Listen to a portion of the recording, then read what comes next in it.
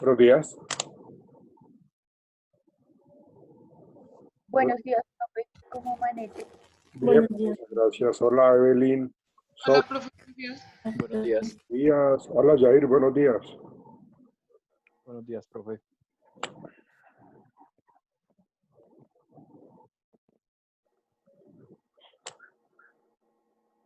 ¿Cómo les ha ido? ¿Bien? Qué tal está eh, este semestre para ustedes? Bien, profe. Con nuevas cosas. Buenos días, profe. Hola, Sofi. ¿Cómo está? Hola, Con más Mónica. aprendizaje. Listo, Vanessa. Qué bueno.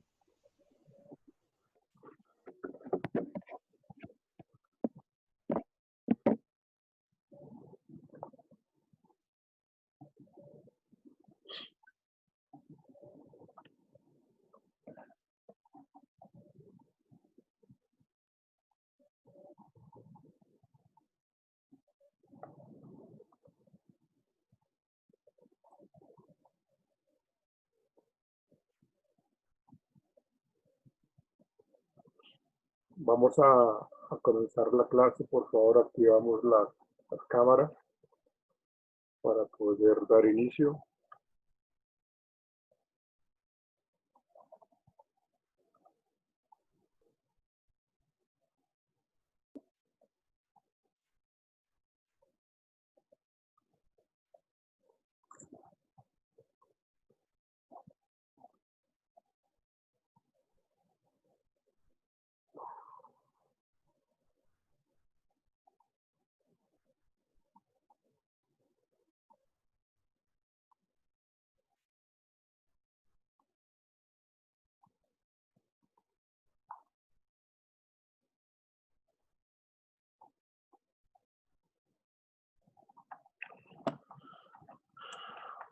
Buenos días, Jessy.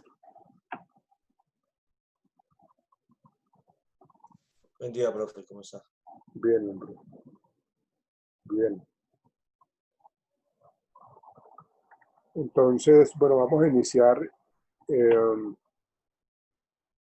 Ya todos me enviaron el mapa conceptual. Jair ya me lo envió. Sí, señor, anoche. Ok, Yesid, ¿ya lo enviaste? Sí, señora, anoche también. Ok, listo. Ok. Eh, no sé quién desea comentar entonces con base a ese mapa conceptual una pequeña reseña de lo que hicieron en ese mapa conceptual, por favor, teniendo en cuenta las 3 generaciones. ¿Quién desea comenzar, por favor? Yo, profe. Listo, Vanessa, dale, por favor.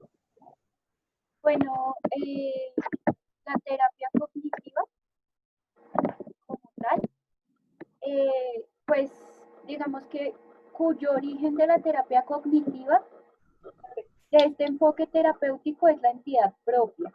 El objetivo que se tuvo en cuenta fue el estudio de el objetivo de esta terapia cognitiva es estudiar la conducta desadaptada. Las raíces de esta terapia cognitiva es la psicología del aprendizaje, que estudia y esta estudia la comprensión y el control de la conducta. Sus bases vienen del conductismo y que, como todos saben, los principales representantes son Pavlov y Skinner. ¿Qué Pavlov qué hizo? Pavlov tuvo en cuenta la inhibición y la excitación de la conducta, también tuvo en cuenta la neurosis, que la neurosis es cuando un animal tiene una conducta errática o pues digamos que también tiene en cuenta que no responde a ciertos estímulos. También tuvo en cuenta la contradicción. Skinner se tuvo en cuenta que hizo un experimento de la conducta Además de ello, pues, Skinner también,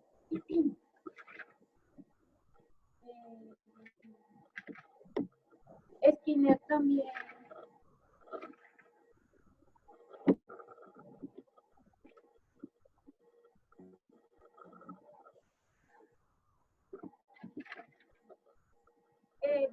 distinguió dos tipos de respuesta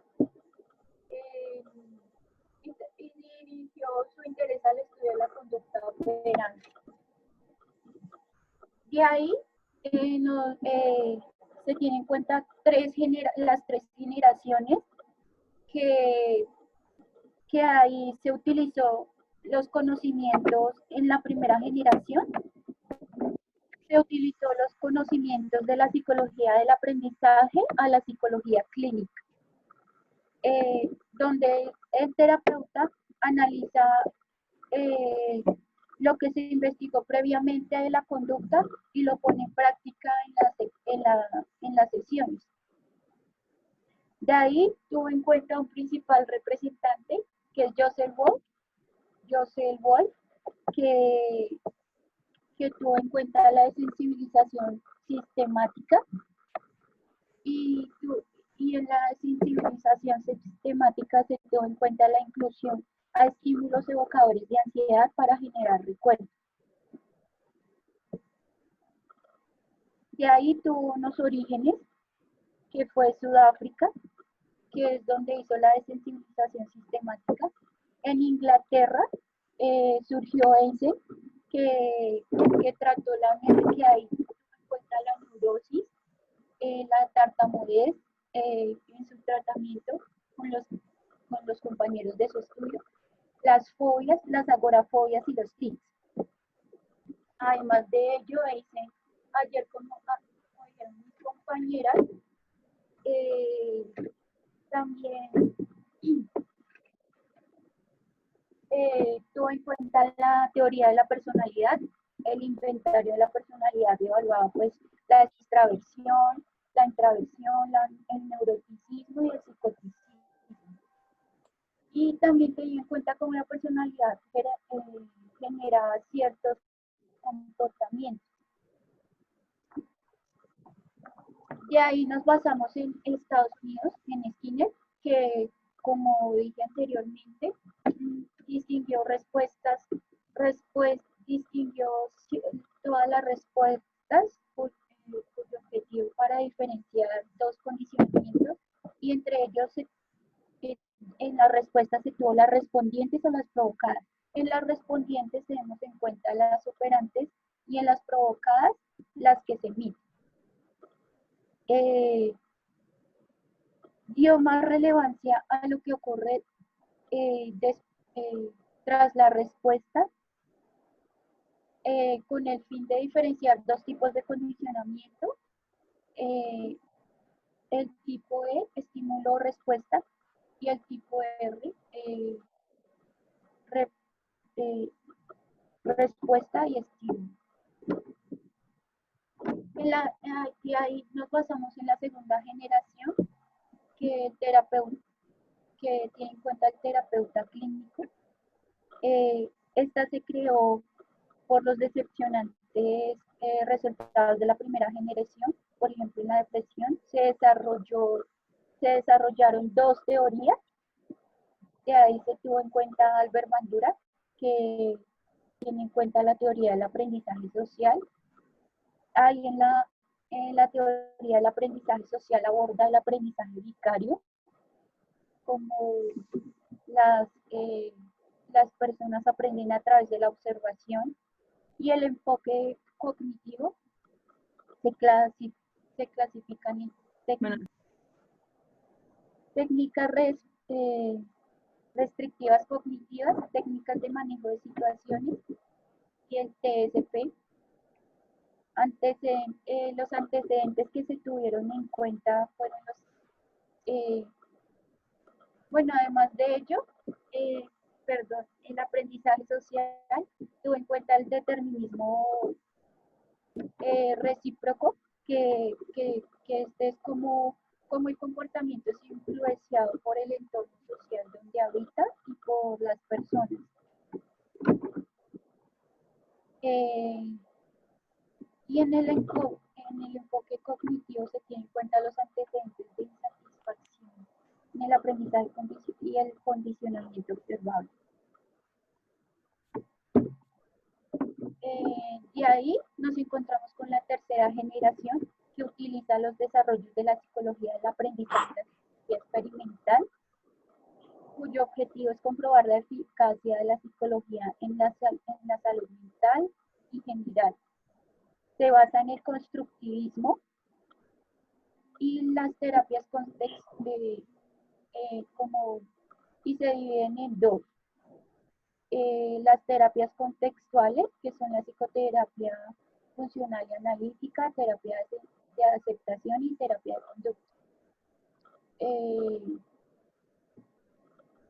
cuya característica es como la función de la conducta, Y también tenemos la terapia cognitivo-conductual, que es la terapia cognitivo-conductual y las psicoterapias personales, cuya característica de las terapias contextuales también tenemos en cuenta el funcionamiento de la conducta y el comportamiento a través de estas terapias cognitivo-conductuales. Y ya, profe, eso es lo que investigué. Eso fue lo que trabajaste. Gracias, Vanessa. Fíjense, en todo ese proceso de las 3 generaciones de la terapia conductual cognitiva, pues en ningún modelo anterior manejaban los procesos experimentales.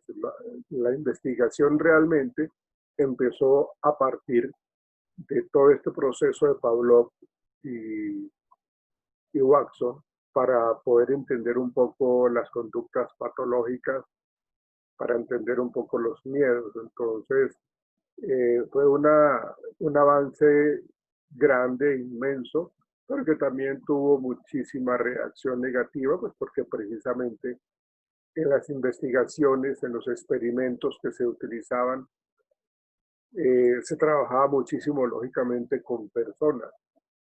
Lógicamente iniciaron pues con experimentos con ratas, con palomas, con perros, pero los fueron pasando a un análisis experimental con humanos, y que fue lo que fue un camino tortuoso para la psicología, pero fue en últimas lo que le permitió a ella posicionarse muy bien dentro de unos rangos más científicos y con el paso del tiempo, lógicamente, obtener pues como el reconocimiento de la ciencia como tal.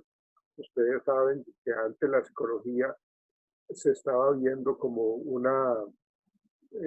como la cenicienta de la psiquiatría, y realmente no se le daba importancia, no se veía algo más como muy superfluo, supremamente banal, pero cuando empezamos a trabajar todo lo que tiene que ver con la ciencia, todo lo que se investigó, todo lo que se analizó a partir de los experimentos, pues lógicamente empezaron a trabajar de una manera mucho más organizada, estructurada, de una manera mucho más científica, y eso fue lo que permitió que arrancara y se le diera un posicionamiento muy importante en el área de las ciencias, ¿sí?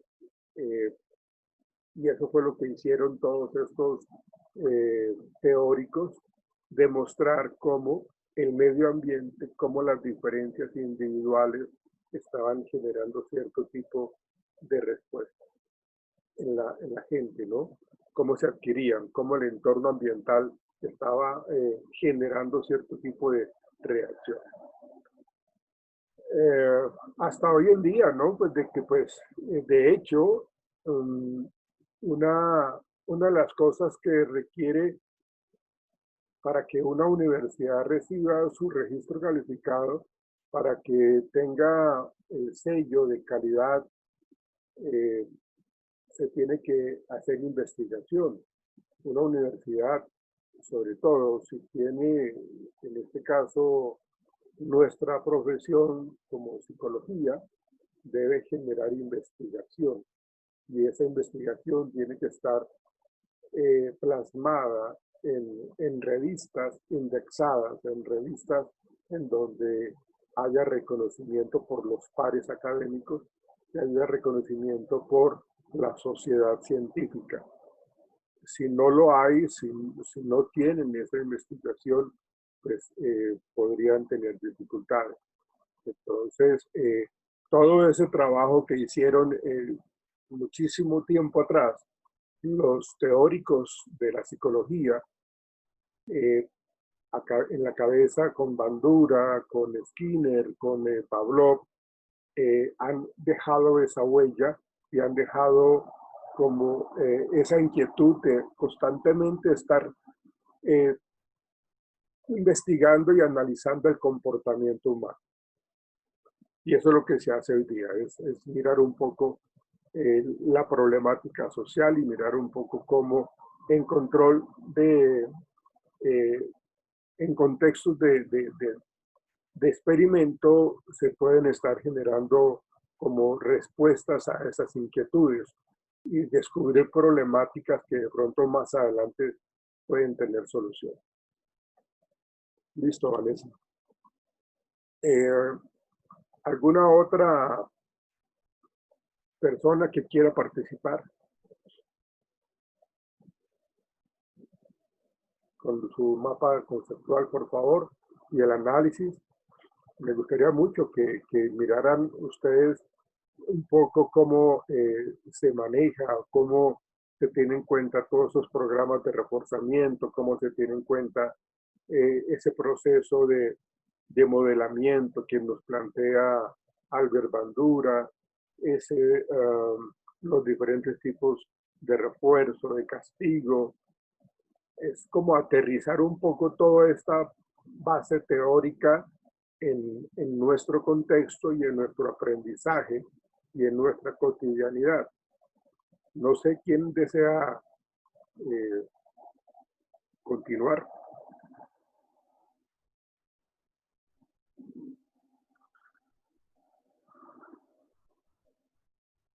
¿Quién?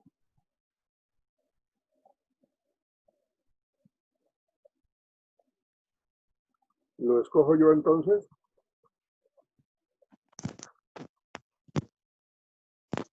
Profe, yo. Listo. Jair, dale, por favor. Bueno, la terapia cognitivo-conductual tuvo una evolución, la cual esta evolución se dio pues en tres fases, o bueno, como se conoce, bueno, también se le conoce como tres olas o tres generaciones actualmente. Bueno, la primera generación tenemos a Skinner, tenemos a Pavlov y Wolf, y también tenemos a Paul. Esos personajes, bueno, Skinner habló sobre el condicionamiento operante, lo que es el conductismo radical y el análisis aplicado. Entonces, pues Skinner y todos sus pupilos, sus aprendices, sus discípulos, hablan sobre el condicionamiento operante y el análisis conductor aplicado.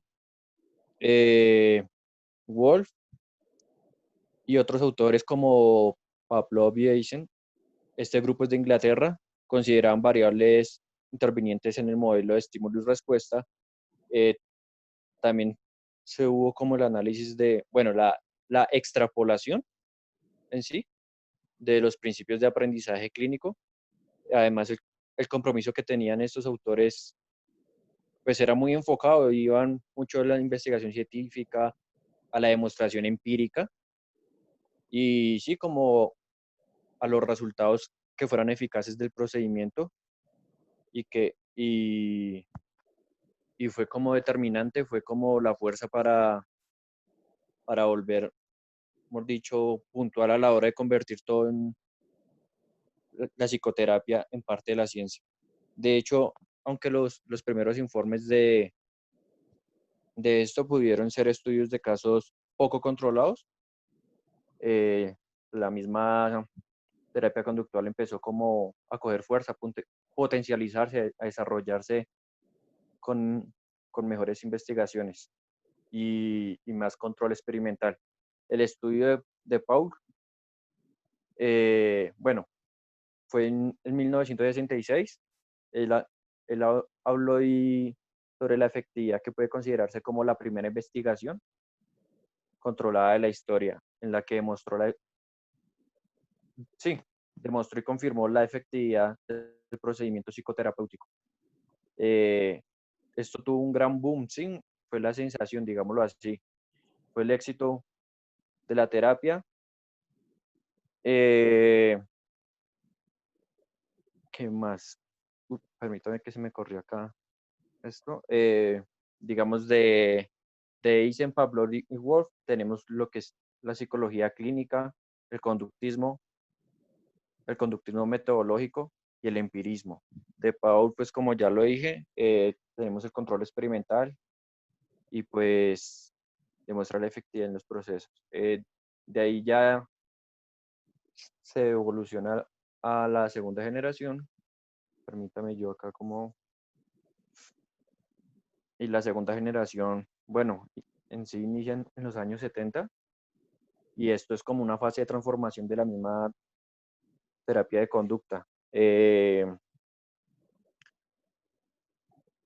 Y esta se divide, o sea, la transformación se divide en cognitivo y social, aprendizaje social. El aprendizaje social parte del autor Bandura, que este habla sobre la influencia social y la capacidad de autorregulatoria. También el aprendizaje vicario o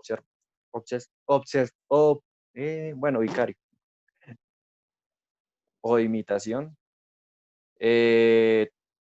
Por el lado cognitivo tenemos el neoconductismo, tenemos también la atención y la conciencia. Es necesario para poder obtener un aprendizaje eficaz. Y también tenemos el cognitivo como ciertas técnicas.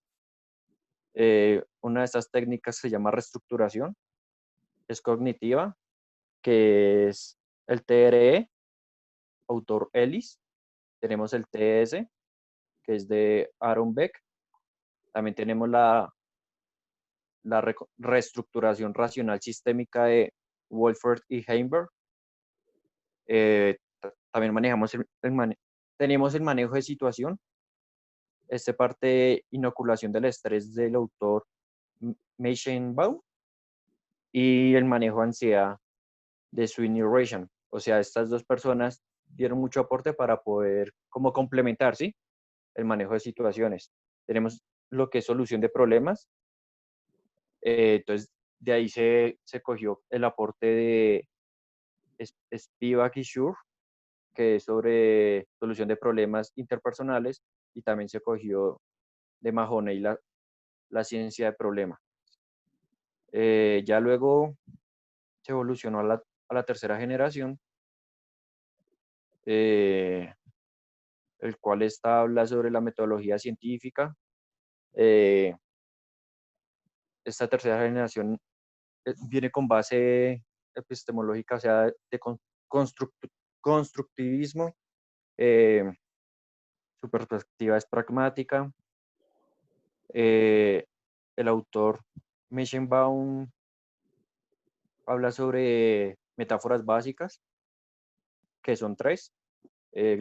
La primera es del condicionamiento, metáfora básica del condicionamiento. La segunda es metáfora básica del procesamiento de la información. Y por último tenemos la metáfora narrativa. Ya luego partimos del enfoque, y es el enfoque cognitivo y contextual. Y eh,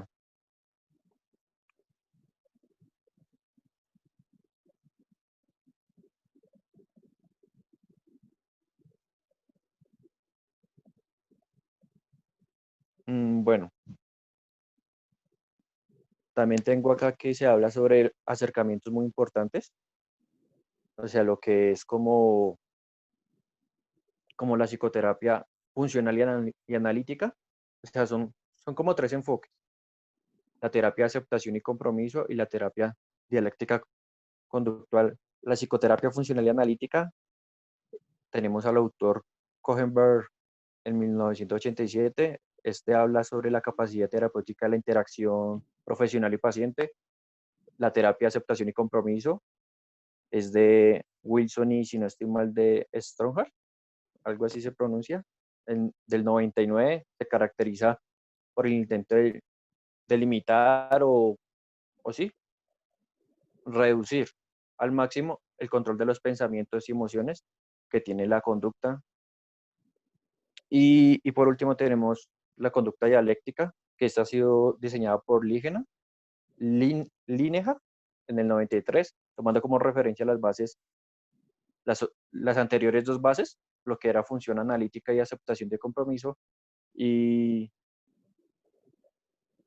esa prácticamente era moldear toda la actividad terapéutica, o sea, desarrollándola por medio de sesiones con el psicólogo, y pues su objetividad es esencialmente, esta sí, las otras dos no tenían como un trastorno fijo, si me hago entender, o sea, no era un estudio sobre un trastorno fijo, pero esta tercera, la de conducta dialéctica, sí va dirigida más a los trastornos de personalidad con límite. Y pues prácticamente es así como más resumido, como para que por tiempo todo el salón pues alcancemos a participar. Entonces pues es eso, profe. Pero muy completo, Jair. Me gusta mucho que tengan como esa inquietud de investigar, de traspasar un poco lo que está planteado allí. Me gustó muchísimo lo que usted trabajó de la parte constructivista, de cómo nosotros o el ser humano, a partir de esa narrativa constructivista, lo que busca precisamente es mirar un poco cómo el organismo organiza la vida, cómo el organismo o el ser humano está siendo supremamente activo y, es, ya, y en ese proceso va construyendo. ¿Sí? Aquí se trabaja lógicamente todo lo que tiene que ver ya con la parte cognitiva, con Vygotsky, y cómo a partir de toda esa experiencia propia la gente empieza a generar una serie de cambios a nivel comportamental. Esa parte me pareció muy importante, ese procesamiento de la información que tenemos nosotros en nuestra cotidianidad y cómo de alguna u otra manera nosotros lo vamos aprendiendo a raíz de nuestras experiencias con nuestro entorno. Eso me parece muy importante.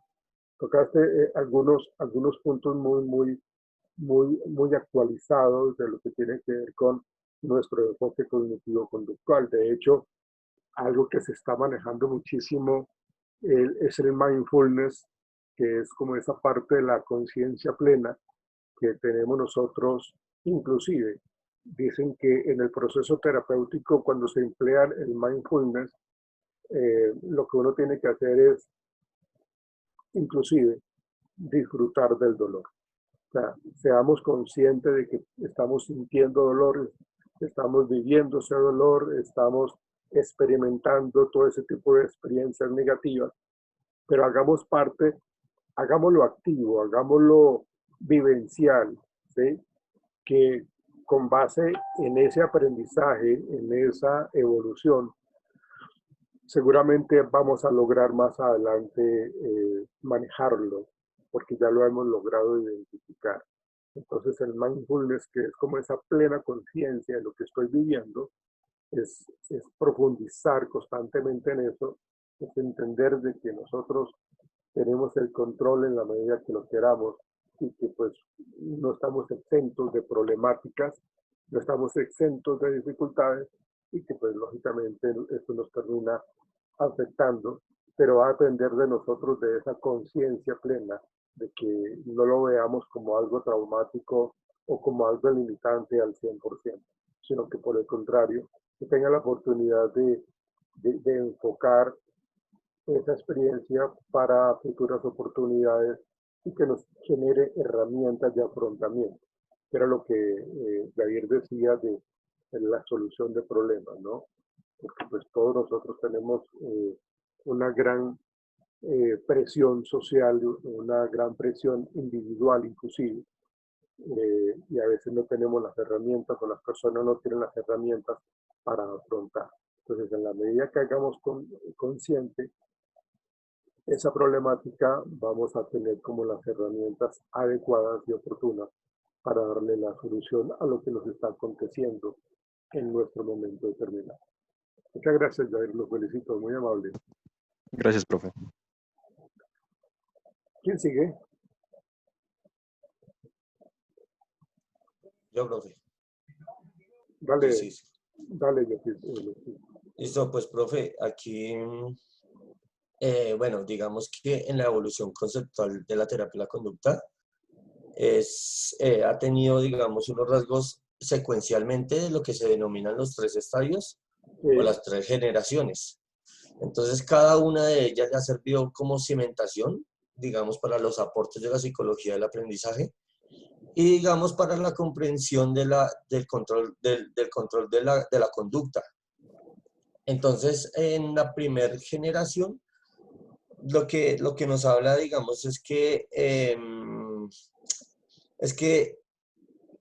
con las teorías del aprendizaje se estaría representando por el análisis conductual y, digamos, si es aplicado en el neoconductismo mediacional. Esto, digamos, tiene una característica fundamental, que es la generación de la extrapolación de los principios del aprendizaje y de la clínica. Entonces ahí es cuando llegan los tres personajes, uno de Sudáfrica, Joseph, y él habla sobre la desensibilización sistemática. Sí. Que lo que quiere decir es que, digamos, la terapia de la conducta y la potenciación del enfoque tiene como una alternativa de tratamientos de los problemas emocionales. En Inglaterra, la construcción conceptual de la terapia, él habla más principalmente sobre la personalidad y constituye un esfuerzo por integrar principios de aprendizaje y de actividad biológica. En cuanto a los Estados Unidos, con Skinner, él dirigió más el interés por estudios de la conducta operante, dando una relevancia de lo que ocurre tras la respuesta. Él precisa que la conducta concreta de la atención de sus efectos sin necesidad de recurrir a los constructos y no observables. En cuanto a la segunda generación, aquí el comportamiento humano se considera que la psicología experimental, cognitiva y social aportan elementos que pueden ser determinantes para abordar o explicar la complejidad de la conducta humana. Y digamos, durante este estadio son 2 atribuciones que se tratan de mitigar, como el descontento. Entonces son las teorías del aprendizaje social y el enfoque cognitivo. Dentro del aprendizaje social, pues viene Bandura con el condicionamiento vicario, y aquí lo que él, digamos, se enfoca bien es sobre el aprendizaje observacional. Y esto quiere decir que como el planteamiento del aprendizaje social y como impulsor de los aspectos cognitivos de la noción y el autocontrol. Entonces ahí viene el surgimiento de las terapias cognitivas, que viene entonces ahí las técnicas de reestructuración cognitiva, las técnicas de manejo de situaciones y las técnicas de soluciones de problemas. Y la segunda generación, aquí en la segunda generación, ahí lo que quería era como incorporar elementos procedentes de otras áreas que influyen en la restricción que imponían los principios de aprendizaje a la hora de aplicar y el comportamiento humano complejo. Y en la tercera generación, aquí lo que decía en este momento era como el desarrollo de la terapia cognitivo-conductual, y que está claramente constituida por una de las principales psicoterapias, y dentro de ellas está el estado actual de las terapias cognitivas, que era la metáfora del condicionamiento, la metáfora del procesamiento de la información y la metáfora de la narración constructiva. En cuanto al enfoque contextual, tenía la psicoterapia funcional analítica, la terapia de aceptación y compromiso y la terapia de la conducta dialéctica. En cuanto a las consideraciones de la tercera generación de terapeutas de la conducta, era guiado por la necesidad de la optimización, tratando de atender la globalidad del comportamiento humano y la complejidad de muchos de sus procesos, tanto en la conducta normal como la conducta normal. Aquí lo que nos habla las 3 generaciones es muy importante, ya que las 3 tienen que ver con, digamos, no fue una que quiso salir porque sí, sino todas tuvieron que ver con todas.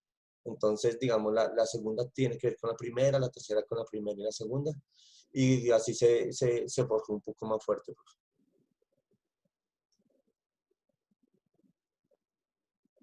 ¿Listo?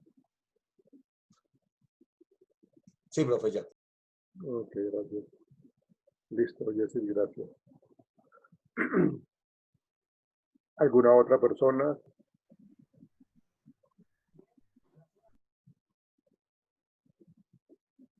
Blanca, ¿tú? Yo, profe. Yo, profe. Ah, bueno, María. ¿Sí? Bueno. Dale, tienes 3 minutos porque nos va a retirar la plataforma para reintegrarnos nuevamente, María Cecilia. Dale, por favor. Bueno, las generaciones de las terapias cognitivo-conductuales, esto se configuró a través o a partir del desarrollo científico de la psicología, como nos decía el profe, a partir de que la psicología se volvió como una ciencia. Antes de que existieran todas estas terapias, las raíces históricas nacen en Roma con Plinio el Viejo. Este personaje trataba de curar a los alcohólicos poniendo unas arañas muertas en los vasos donde bebían, esto como condicionamiento adversivo. Y aproximadamente en la década de los 50 del siglo pasado, clasificaban, o sea, bueno, las personas se clasificaban en 4 categorías, como gente normal, gente insana o loca, criminales y gente enferma. Eso antes como historia, antes de la primera generación, nace con los fundamentos teóricos conductuales, la reflexiología, las leyes del condicionamiento clásico, el conexiosismo de Thorndike, el conductismo de Watson, Hull, Guthrie, Monmuir y Tolman, y obviamente la contribución de Skinner y el análisis experimental de la conducta. Otros de los principales pioneros fueron Watson y Skinner. La primera generación surge como desarrollo de la oposición al método psicoanalítico que propone Freud, en un análisis más inmerso en el ámbito clínico del comportamiento humano. Y su principal interés era cómo cuestionar y comprender la función de la conducta basándose en los principios del condicionamiento y del aprendizaje, les acabo de decir. Tienes un minuto, María Cecilia, un minuto te deja la plataforma. Dale. No, pues sigo, no sigo, ¿por qué?